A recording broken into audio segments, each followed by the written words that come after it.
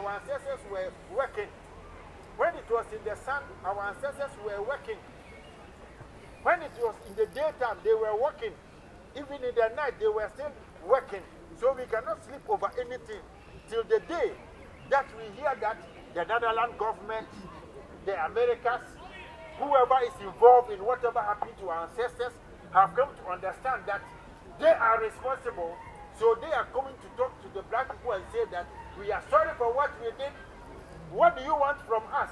Because we can see with our naked eyes to see the goodness or what our ancestors work for them. We can see it everywhere that this thing belongs to us. They keep taking.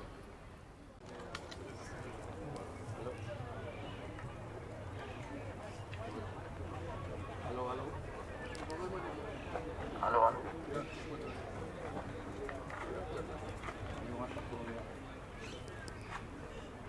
Goedemiddag, aanwezigen, onze nana, Kwame, Wenzel, Jacob, met de vrouw, Tante Loes, broeder Waku en alle aanwezigen, welkom hier.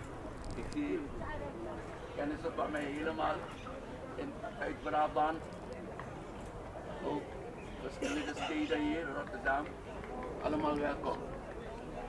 Wat ik niet met tongen, misran aan tongen sami, God ouders ontwikkeld. Asran aan tongen. Broeder en zuster, het is heel belangrijk dat onze geschiedenis aan de jongen kunnen vergeten dat nooit. Wie voor Granny Boni aan de zomaar open organisatie die zie. Het is zomaar. Heeft een doel, een visie en een missie.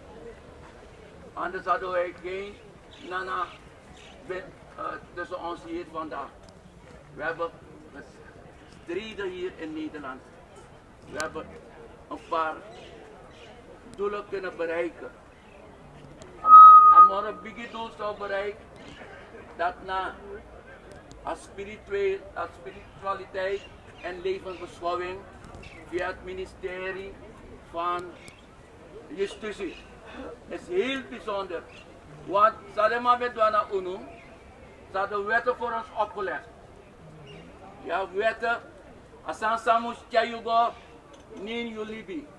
Met een levensbeschouwing voor aan spiritualiteit, de man bepot wetten die Unu. Amsterdam, Afwanding, Rotterdam, het gaat over de jongeren. Wel, zijn de jongeren mekkie. Ja, dat is dus. En met dat komt aan. Want los maar kon de bos met de brasami. Mine was die de was tamara, me was tamara. Over Waigro.